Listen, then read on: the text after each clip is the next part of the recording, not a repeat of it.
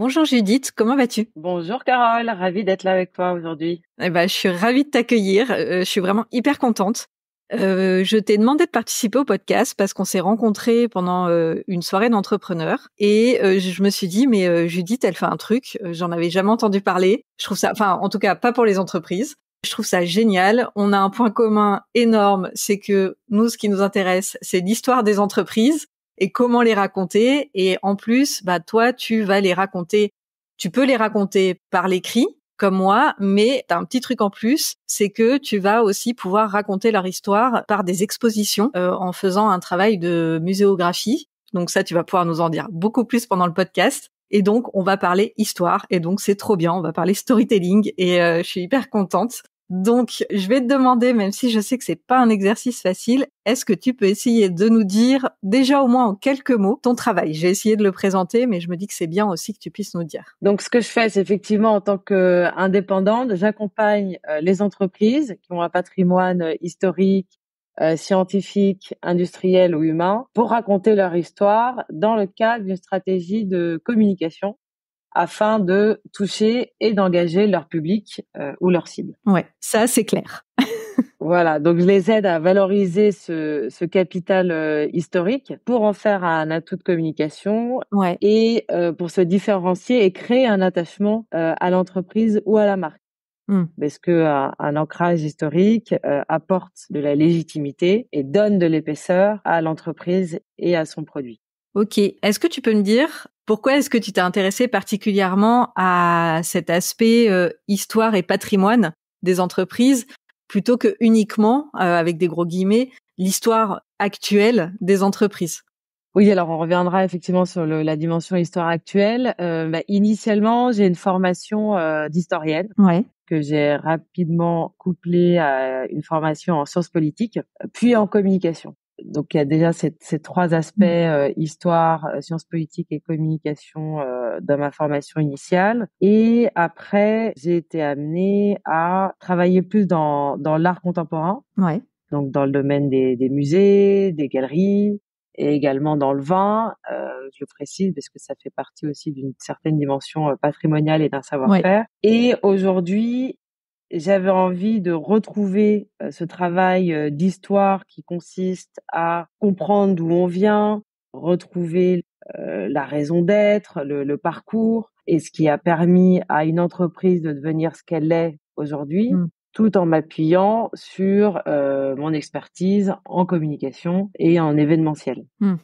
Parce que dans cette dimension historique, il y a bien sûr la partie archive que tout le monde a en tête, parfois un peu poussiéreuse, mais qui permet de comprendre d'ailleurs comme un individu d'où on vient. Donc par exemple, je travaille actuellement pour un projet pour une grande banque française qui souhaite avec une exposition célébrer l'anniversaire de sa création. Et le parti pris, ce n'est pas juste de raconter l'histoire, alors 1888, mais vraiment de montrer en fait comment la banque, à travers les différents événements historiques qu'elle a traversés, s'est adaptée aux nouveaux besoins économiques et comment aujourd'hui elle montrait qu'elle est dans une position d'anticipation, d'écoute de ses clients. Et ça va être ça l'intérêt de se retourner pour voir comment déjà par le passé elle avait su répondre à ses attentes de ses clients. Ok, en fait il est super cet exemple parce que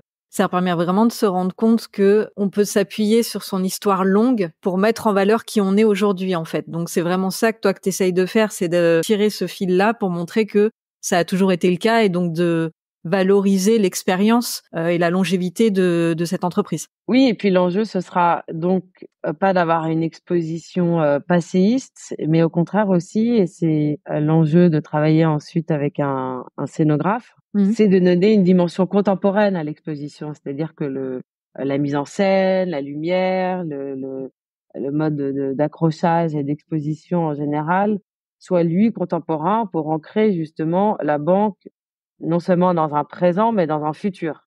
Oui. Donc l'histoire, le passé n'est pas une finalité, mais vraiment un moyen pour souligner où l'on va et pourquoi on y va. Toi, tu fais vraiment dialoguer. Bon, en fait, c'est un peu des fois le travail des historiens. de Oui. faire dialoguer le passé avec le présent, voire le futur, comme tu dis aussi, d'analyser pour pas, enfin voilà, pour savoir ce qui pourrait se passer. Mais donc là, accès entreprise, de faire dialoguer ce qui s'est passé vers ce qui va être à travers ta scénographie. Alors du coup, comme tu as parlé, donc tu travailles avec un scénographe, c'est ça que tu as Oui. dit. Est-ce que tu peux rentrer un peu plus en détail sur comment se fait ce travail de collaboration entre toi qui es là pour travailler sur la communication, l'histoire, etc. Et puis le scénographe qui va être là pour avoir un apport peut-être plus artistique, ou en tout cas donner une patte artistique et moderne, comme tu dis, à l'expo que tu veux faire. Donc comment est-ce que vous arrivez à travailler ensemble, à construire tout ça? Moi, mon rôle, ça va être de travailler sur les contenus, sur la matière, sur trouver une ligne éditoriale, écrire les messages. Mmh. Mais ces contenus et ces messages ne vont passer au public, être transmis que grâce à une mise en forme, une mise en scène, qui est le travail du scénographe.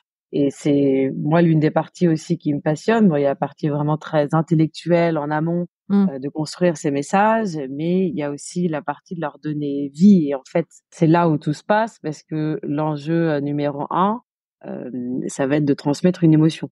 Oui. Et c'est ça qui va accrocher un public. Mais c'est le cas pour une exposition, c'est le cas pour un spectacle ou tout autre événement. Au-delà du contenu, c'est le content qui compte énormément et comment on transmet ces messages. Oui, d'ailleurs, j'avais une question. Cette exposition, elle sera visible par qui? Par le grand public. D'accord. Et quand tu travailles comme ça sur des expositions, c'est généralement pour le grand public ou parfois c'est peut-être plus en interne, peut-être pour les salariés, pour remettre en avant Oui. l'histoire de l'entreprise. Enfin voilà, comment ça se passe? Là, effectivement, sur cet exemple, c'est une vocation pour l'interne, mais aussi pour le grand public. Ouais. Et l'année dernière, j'ai travaillé sur une exposition pour une entreprise privée, un grand énergéticien, dont l'exposition avait deux volets. En fait, le premier, c'était une exposition dédiée à l'interne, aux clients et aux partenaires. L'objet de l'exposition, c'était de montrer l'innovation, la capacité d'innovation de l'entreprise. Et son deuxième volet, en fait, qui sera dévoilé pendant les Jeux Olympiques, lui s'adressera au grand public. D'accord. Pour l'interne et les clients, on va pouvoir être assez un peu plus technique, un peu plus précis. Pour le grand public, c'est vrai que c'est une autre manière d'écrire les messages et aussi de les mettre en scène pour que justement ça soit plus interactif. Aujourd'hui, quand les gens vont voir une expo, ils attendent de la sensorialité, de l'immersif, voilà, de vivre une expérience, quoi. C'est vraiment d'ailleurs ces trois mots qui reviennent en permanence dans les briefs des entreprises. Donc, il y a un gros travail pour revenir sur la dimension scénographique de mise en scène de ces messages. Ouais. Toi, tu racontes les histoires et comme tu dis avec du coup cette dimension de scénographie, c'est que c'est pas uniquement, alors à chaque fois je mets des guillemets quand je dis ce genre de mots parce que c'est pas voilà, mais c'est pas uniquement les mots. Il faut aller bien au-delà parce que il faut que la personne qui rentre dans l'expo, elle en ressorte avec une émotion. Elle peut pas juste avoir lu une pancarte qui était intéressante. Peut-être même les mots ont donné des émotions. Mais est-ce que tu as des exemples en fait peut-être plus précises de scénographie, qu'on se rende compte de choses que vous pouvez mettre en place avec le scénographe quand tu imagines les expos? Je vais en donner deux. Je pense le premier, qui n'est pas forcément lié à une expo, mais par exemple, si on prend un mot, une expression, peut-être, mettons le savoir. Si je te présente une page de dictionnaire police 5,5 au milieu d'une nuée d'autres mots, tu vas trouver ça très aride de le lire.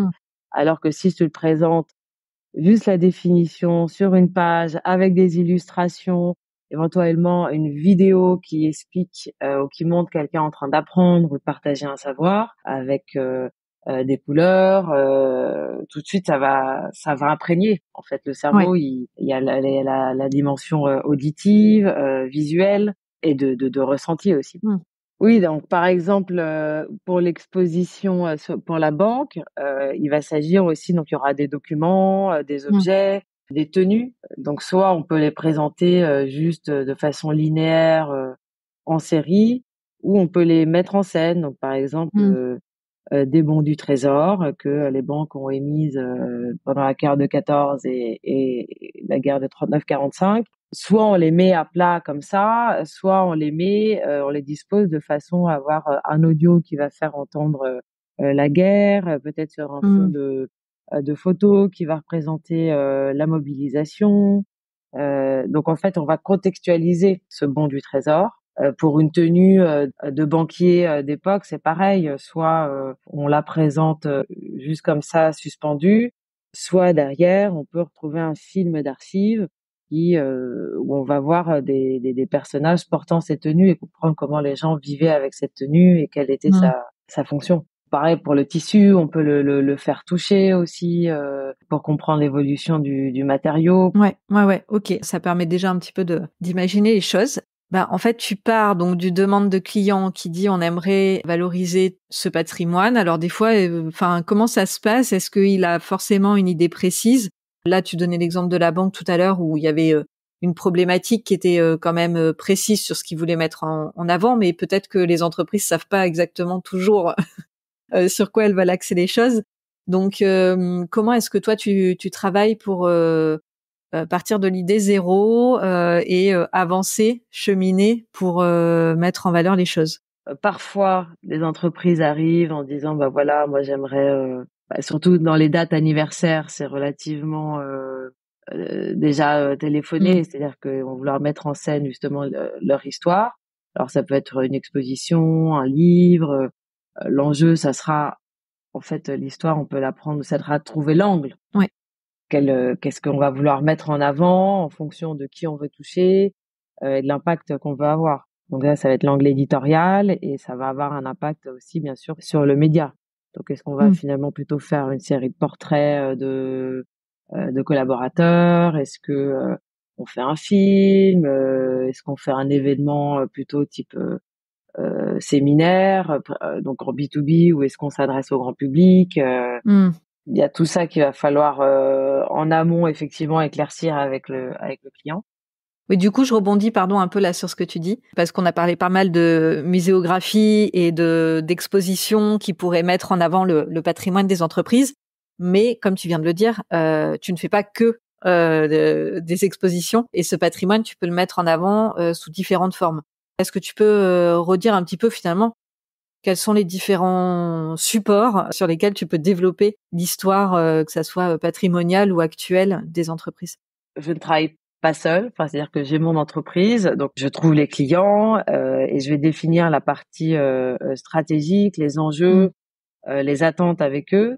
Et une fois qu'on a avancé sur le format, la tonalité des messages qu'on veut partager, moi je vais m'entourer d'experts et de professionnels. Donc si finalement on part sur un événement, je vais travailler avec des directeurs de production, des techniciens qui vont m'aider à créer l'événement. Et moi, je travaillerai plutôt sur la partie des messages, donc avec les interviews des participants, en écrivant le script, voilà. Si on se dit qu'on veut faire un livre, ça peut être soit un livre de photos pour mettre en avant un présent et des forces vives et le patrimoine humain en fait de l'entreprise avec ses collaborateurs. Ça peut être un travail aussi d'archives, où là je travaillerai aussi avec des documentalistes et des archivistes. Oui. Donc en fonction des attentes, moi je mobilise mon réseau pour réaliser et produire le contenu attendu. Voilà. Après, moi, ce qui va m'intéresser, donc il y a cette dimension historique, mais ça va être aussi comment on peut faire vivre l'histoire passée avec des moyens du présent pour documenter la création d'une technologie, d'un produit comme un parfum. Bien sûr, on va pouvoir reprendre ces images d'archives, les croquis, les designs des bouteilles, les photos dans dans les magazines exactement. Mais on peut aussi imaginer de travailler avec un dessinateur, avec un travail de dessin ou de design, voilà, et exprimer en fait davantage l'épaisseur en fait historique ou de recherche qu'il y a derrière une image d'archive. Oui, oui, oui. Et en fait, derrière ça, moi, ce que j'entends aussi, c'est en fait, tu es vraiment tout le temps à la recherche, ce que tu as déjà dit un petit peu au début, c'est raconter l'histoire. Oui, mais vraiment y mettre systématiquement, y faire ressortir à chaque fois les émotions qui entourent cette histoire pour que nous, récepteurs, on réceptionne davantage ce que Tout tu à essayes fait. de Ouais. nous raconter et que vraiment, soit on le vive ou qu'on le comprenne ou en tout cas, et puis en plus, on le sait très bien, quand il y a de l'émotion, souvent, ça permet aussi de mieux le retenir quand on est touché par une information avec une émotion. Donc, il y a toujours cette idée-là, en fait. Et donc, toi, tu vas aller chercher les expertises qui vont permettre de mettre toutes ces émotions vraiment en avant, quoi. Je fais pas juste un travail d'historienne. Mmh Il s'agit pas juste de raconter une histoire passée. C'est comment cette histoire, elle explique qui vous êtes aujourd'hui. mh. Pourquoi ça vous rend intéressant, pourquoi ça vous rend attachant et pourquoi votre produit il est bon, bah parce qu'il résulte de tout ce processus de d'itération, de recherche, d'humain aussi Mmh. qu'il y a derrière. Ouais. Et c'est ça qui m'intéresse, c'est vraiment de faire ce pont entre passé et présent et futur. Est-ce que donc parce que tu travailles quand même du coup avec des entreprises qui ont du vécu, hein? C'est pas des entreprises qui existent depuis 5 ans. Voilà, c'est quand même des entreprises qui ont pas mal d'années derrière elles. Est-ce que ça t'est arrivé de travailler sur leur histoire et que bon bah souvent les personnes qui te demandent de retravailler sur ça pour pouvoir parler du passé, pour parler encore une fois du présent et du futur, c'est souvent les personnes qui étaient pas là à l'époque. Est-ce que c'est arrivé que les entreprises redécouvrent des choses et que ça les aide aussi à mieux se comprendre dans le travail que tu peux faire? Aujourd'hui, les enjeux des marques, qu'elles soient grand public ou pas, hein, mais c'est de créer de l'attachement, une certaine Mmh mh. émotion en fait à la marque. Donc effectivement, et je pense en fait à un producteur de vin qui m'avait approché pour l'aider à construire sa marque en fait. Ouais. Et lui, il me disait, mais je suis embêté parce que j'ai pas beaucoup de photos d'archives, j'ai peu d'informations en fait sur. On n'a pas enfin, j'ai les informations, mais dans ma tête, quand on les a pas Mmh. documentées. Mmh. Là, donc c'est une réflexion en cours avec lui. C'est effectivement, bah, si on n'a pas les archives, les photos, on va pas les inventer. Mmh mh. Mais du coup, c'est intéressant de s'appuyer bah, sur complètement un autre média, quoi. Ça peut être bah, justement de raconter l'histoire en dessin ou en faire Mmh. ou au contraire résolument tourner vers le présent, comment il Ouais. travaille, quelles sont ses valeurs. Et ça va contribuer en fait à son patrimoine historique, enfin à le construire. Autrement dit, pour raconter une histoire, il n'y a pas que l'histoire Ouais. du passé, il y a aussi les technologies et les moyens qu'on Mmh. a aujourd'hui pour la créer, pas pour la créer, pour la valoriser. C'est ça, parce qu'on a beaucoup parlé du patrimoine, mais en fait, on peut aussi se le créer aujourd'hui, son patrimoine. Si on est une entreprise, bah là, tu donnais l'exemple du vin, ça peut être peut-être un restaurateur, ça peut, enfin bon, ça peut être plein de choses. Là, je suis restée sur l'alimentaire parce qu'évidemment, il y a le vin, donc voilà. Donc mon cerveau, il s'est basé sur cette thématique, mais peu importe, ça peut être des choses plus technologiques ou autres. En fait, tu peux être là aussi pour créer le patrimoine d'aujourd'hui qui potentiellement aussi pourra resservir plus tard. Enfin, de toute façon, ça aide à créer la marque, comme tu l'as dit, hein. Mais en fait, du coup, toi, tu as aussi ce travail-là dès aujourd'hui, de pouvoir construire un patrimoine aussi de l'histoire de l'entreprise, quoi, et de sa marque, et de vraiment avoir une image forte. Oui, en s'appuyant notamment sur l'humain, Ouais. qui est pour moi une des composantes aussi essentielles des entreprises, quoi. C'est les femmes et les hommes qui contribuent à la faire vivre tous les jours.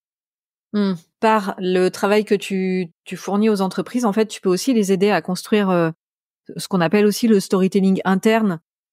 Certaines grosses entreprises le font. Je me souviens d'un exemple qu'avait donné une storytelleuse d'IKEA, qui, quand les salariés arrivaient dans l'entreprise, en fait, ils avaient une session où ils racontaient vraiment l'histoire de l'entreprise pour que Mhm. les salariés se sentent investis par, enfin voilà, et comprennent où ils arrivent et qu'est-ce qu'ils doivent eux aussi transmettre aujourd'hui.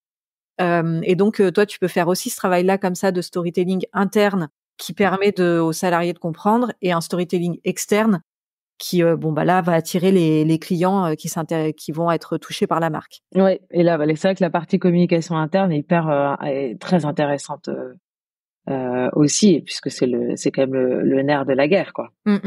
Et du coup, merci en tout cas d'avoir partagé tout ça, parce que je trouve que ça permet vraiment de comprendre que on peut avoir tendance avec le storytelling, et en plus avec notre monde d'aujourd'hui où tout va très vite, on est dans l'instant présent, on est sur la communication au jour le jour, etc. De bien comprendre que l'histoire, c'est l'histoire passée qui construit l'histoire présente, et que même l'histoire présente, on peut la travailler tout de suite, et qui va nous aider, nous, déjà, à aller vers ce qu'on veut. Enfin, nous, donc je dis l'entreprise, à aller vers le futur qu'on souhaite, et aussi d'avoir d'être en train de construire son propre patrimoine, peu importe l'ambition qu'on peut avoir, qu'on soit déjà une grosse entreprise, peut-être une entreprise plus petite, mais en fait, on peut dès maintenant construire son storytelling pour aussi construire son patrimoine pour plus tard. Tout à fait. Ouais. Toute la dimension, j'allais dire affective, mais d'émotion, d'esthétique, qui va transparaître. Et c'est vrai que dans l'histoire, ce qui m'a toujours plu, en fait, c'est la beauté des matériaux, cette lenteur d'artisan. Qui sont des temps longs, et effectivement plutôt à rebours des attentes aujourd'hui, mais qui crée quand même du coup une certaine sécurité, je pense, un sentiment de sécurité, en fait, je sais pas comment dire, mais ces valeurs de patience, d'attention, d'expertise. Ouais, de se rendre compte que le temps, il est là aussi en fait pour construire. Ouais. Tout se fait pas en claquant, en claquant des doigts, et que il y a des choses qui prennent du temps, peu importe ce que c'est, Exactement. mais voilà, parfois il y a des choses qui prennent du temps, et donc c'est bien aussi de remettre ça en avant, et de le mettre en valeur. Ouais. Ouais, tout à fait. Alors on arrive bientôt à la fin de l'épisode. Est-ce que tu pourrais en quelques mots me dire, pour toi finalement, ce serait quoi la définition du storytelling, et à quoi il sert? Alors sur le storytelling, j'ai un débat avec moi-même sur est-ce qu'il faut parler de storytelling en ce qui me concerne, ou de story living, dans le sens Intéressant. où le storytelling, il y a une dimension assez statique. Ouais. C'est de raconter ce qui est ou ce qui a été. Et le story living, c'est justement ajouter cette dimension d'expérience et d'émotion qu'une entreprise a à transmettre. Et c'est rendre vivants ces messages, c'est les rendre tangibles. Donc c'est vrai que en ce qui me concerne, je parlerai plus dans ce que je fais de donner vie à une histoire, et donc plus de story living. Ok, et du coup ça fait un lien parfait avec ce que tu me disais quand on préparait l'épisode, où pour toi, avec ton entreprise et les services que tu proposes aux entreprises, c'est que tu as vraiment l'envie de pouvoir vraiment capitaliser sur le besoin d'émerveillement de chaque personne. Est-ce que tu pourrais m'en dire un peu plus là-dessus, parce que je me dis que ça peut inspirer aussi ceux qui nous écoutent sur ce vrai besoin qu'on a tous de vouloir être toujours un enfant et de s'émerveiller sur ce qui y a autour de nous. Je crois effectivement que, en tant qu'être humain, chacun de nous a une histoire à raconter, que chacune est différente parce que chacun la vit et l'investit avec des émotions et des expériences qui lui sont propres. Et je crois effectivement que notre capacité d'émerveillement est un moteur indispensable du quotidien pour garder le cap. Et je pense que c'est ça aussi ce qu'attendent les gens d'une communication. C'est évidemment l'utile, que ça soit pragmatique, mais aussi cette dimension affective, quelque part, qui est de plus en plus attendue. Voilà, et je pense que la recherche de liens humains et de sens, la création d'émotions est au cœur des enjeux de communication des entreprises. Mais en interne aussi beaucoup. On le voit beaucoup depuis Covid, avec les enjeux pour retenir les talents, pour que les gens se sentent bien dans leur entreprise, et que la dimension personnelle a énormément pris de place au sein des entreprises, au-delà de la sphère professionnelle. Ouais. Voilà, donc c'est de ces problématiques, de ces observations que j'ai voulu proposer une solution de développement donc de storytelling, de story living pour valoriser l'expérience que propose l'entreprise et non uniquement son produit ou son service. Eh ben, du coup, s'il y a des personnes qui ont envie de continuer à échanger avec toi sur ce sujet, ou si il y a des entreprises qui ont envie de te contacter pour pouvoir travailler sur leur histoire, leur patrimoine, leur story living, où est-ce qu'on peut te contacter? Alors, vous pouvez me trouver sur LinkedIn, Judith Delmas, et sinon, dans le lien en commentaire, vous aurez mon email et mon numéro de téléphone. Je te remercie beaucoup pour ton partage, ta vision beaucoup plus large de l'histoire des entreprises pour voilà, et ne pas être uniquement sur la com là tout de suite dans l'instantané que sont les réseaux sociaux, mais que on peut aussi le développer d'une autre manière. C'est pas l'un ou l'autre, mais voilà, d'ouvrir un petit peu les perspectives. J'ai adoré pouvoir échanger avec toi sur tout ça. Merci beaucoup de m'avoir donné cette opportunité, Carole. J'étais ravie. Et ben, je te souhaite une excellente journée. Toi aussi. À bientôt. Au revoir. À bientôt. Ciao.